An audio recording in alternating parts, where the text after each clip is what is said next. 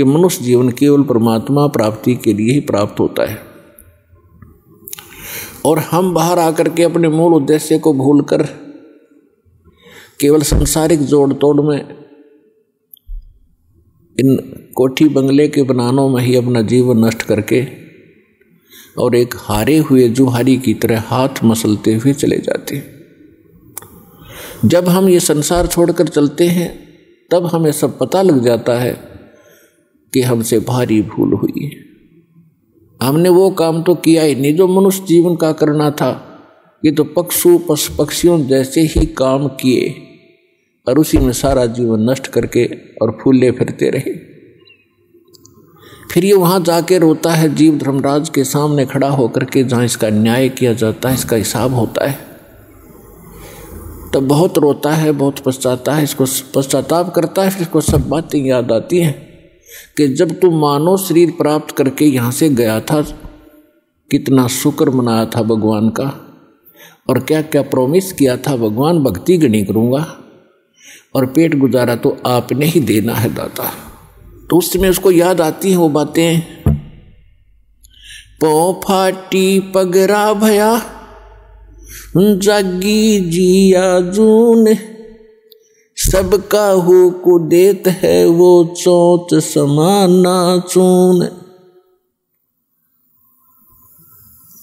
सभी प्राणियों का, जितने भी ब्रह्मांडों के अंदर जितने प्राणी हैं, सबका वो परमात्मा पालन करता है और सभी की उसको चिंता है। क्योंकि माँ के गर्भ में जब ये बालक होता है उस समय ना माता सहाय कर सकती है, ना को पिता का सहयोग वहाँ काम कर सकता है। तो वहाँ पालन कौन करता आपका, वहाँ आपका सुरक्षा करने वाला कौन था? तो वहाँ भी उस परमेश्वर ने ही आपकी सुरक्षा की, आपका पोषण किया। चाहे जुगाड़ कुछ भी जोड़ा उसने, कोई तरीका बनाया, माँ की नाभि से आपकी नाभि जोड़ दी और आपका शरीर पुष्ट हुआ। और माँ के गर्भ में आप बहुत दुखी होते हो, ऊपर को पैर होते हैं, नीचे को सिर होता है, और बाहर आके आप भगवान भूल जाते हो। कबीर साहब कहते हैं, दुख में सुमरण सब करे, सुख मुकुर ना कोय, जय सुख में सुमरण करो तो दुख कहे को होए। परमात्मा याद दिलाते हैं कि जब तुम पर आपत्ति आ जाती है तब तो भगवान दिखाई देता है, और जब तक तुम्हारे पूर्व जन्म के संस्कार ठीक होते हैं, आपके पुण्य चलते हैं और आप अपने आप को सुखी महसूस करते हैं। वैसे तो यहाँ सुख है नहीं, हम झूठे सुख कोई सुख मान बैठे। कबीर साहब कहते हैं, झूठे सुख को सुख है ये मान रहा मन मोद, जो सकल चबीना काल का कुछ मुख में कुछ गोद। फिर भी जब तक हम सुखी महसूस करते हैं तो भगवान से कोसों दूर रहते हैं। और भगवान की पूजा कैसी करते हैं? महीने 2 महीने 6 महीने में कभी इष्ट धाम पर मत्था टेक आए, शुक्रवार मंगलवार को प्रसाद बांट दिया, किसी दिन व्रत रख लिया। और अधिक लोग वर्तमान में तो नास्तिक ही हो चुके हैं, क्योंकि समय पर टूक मिल रहा है, अच्छी व्यवस्था होगी है, शिक्षा होगी है, अच्छी पोस्ट होगी है, खूब परमात्मा ने बुद्धि दे दी, अपने बच्चों को इन्होंने ट्यूबवेल लगा लिए हैं, नहरें अच्छी बना ली हैं, बढ़िया आहार समय पर मिलने लगा। अब भगवान से कोसों दूर हो गए और भूल गए उन दुखों को। परमात्मा कहते हैं, इसे सुख के आग लगे जो भगवान ते दूर करे। परमात्मा कहते हैं, सुख के माथे पत्थर पड़ो जो नाम हृदय ते जावे, और बलिहारी व दुख के जो पल पल ना मिटावे।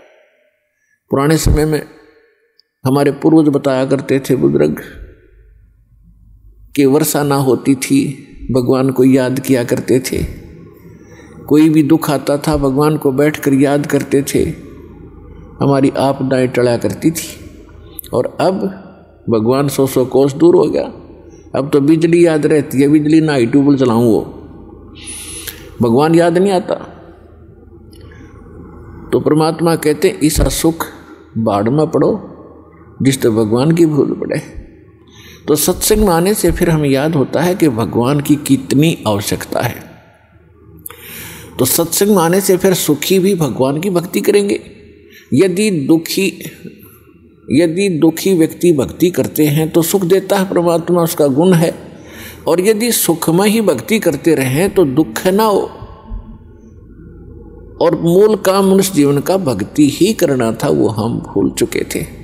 तो इसका ज्ञान संत और परमात्मा ही दिलाते हैं, सतगुरु दिलाते हैं। सतगुरु का बहुत अभाव हो गया और सत्संग सुन सुन कर इंसान बहरे हो गए। इन नकली संतों के अटपट खटिन, उनको बात का पता नहीं, कोई कख इनको पास नहीं।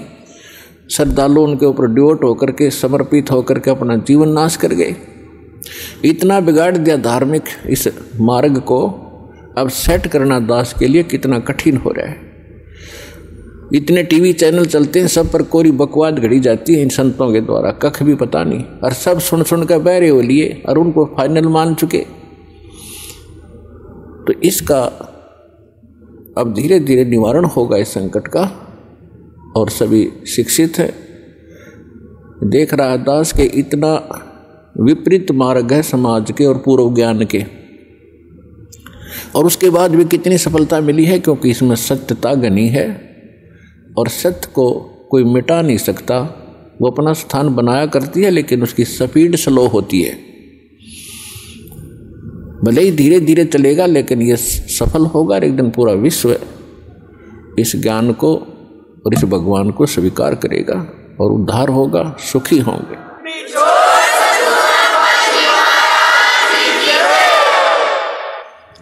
तो प्रसंग चल रहा है कि जब ये भगवान के दरबार में पहुंच जाता है तब इसको सारी बात याद आती है।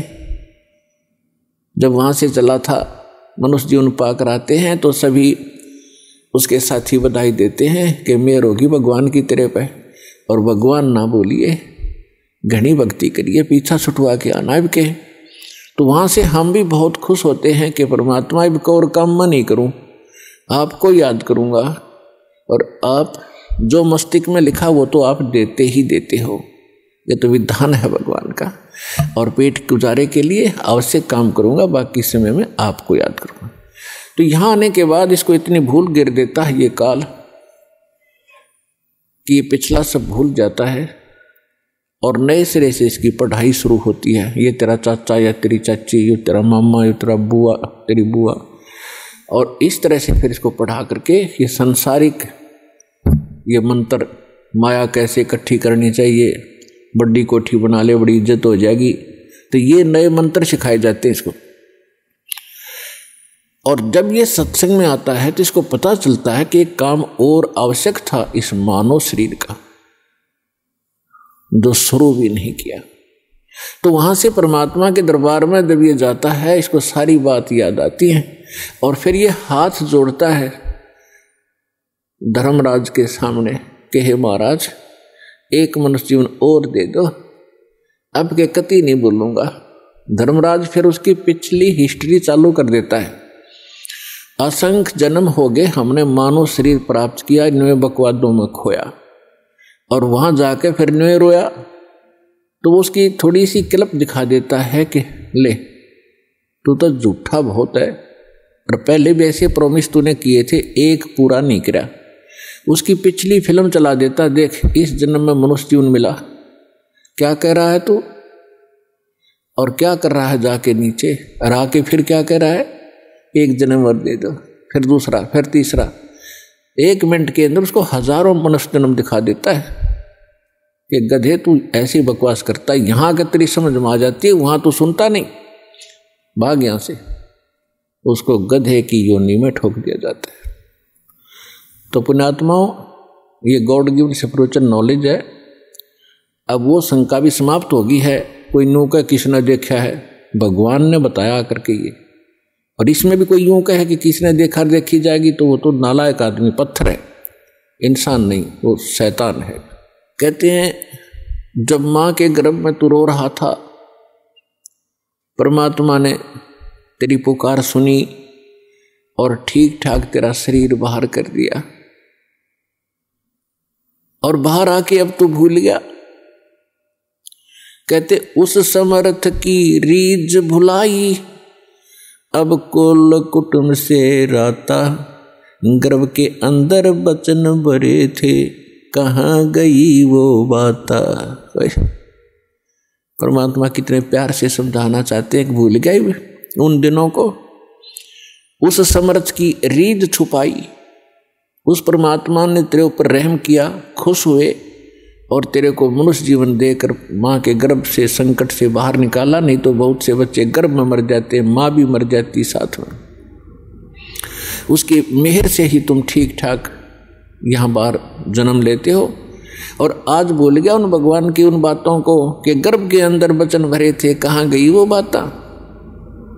आप सुन रहे थे जगत गुरु तत्वदर्शी संत रामपाल जी महाराज जी के मंगल प्रवचन। अधिक जानकारी के लिए विजिट कीजिए हमारी वेबसाइट www.jagatgururampalji.org। संत रामपाल जी महाराज जी के शुभ आशीर्वाद से पूरे विश्व भर में 500 से भी ज्यादा नाम दीक्षा केंद्र हैं, जिन पर संत रामपाल जी महाराज जी द्वारा ऑनलाइन निःशुल्क नाम दीक्षा दी जा रही है। अपने नजदीकी नाम दीक्षा केंद्र का पता करने के लिए संपर्क करें 8222880541।